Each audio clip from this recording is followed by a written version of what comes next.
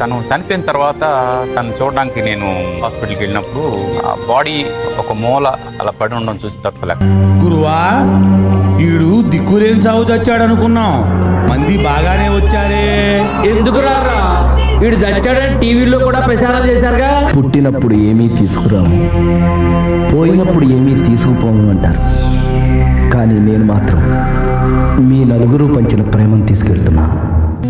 సినీ నటుడు ఉదయ్ కిరణ్ మృతదేహాన్ని అభిమానుల అశ్రునయనాల మధ్య ఎర్రగడ్డ శ్మశాన వాటికి తరలించారు. అభిమానులు పెద్ద సంఖ్యలో తరలివచ్చి ఉదయ్ కు కడసారి వీడ్కోలు పలుకుతున్నారు. తమ అభిమాని హీరో ఇక లేడని కన్నీళ్ల పర్యంతమవుతున్నారు.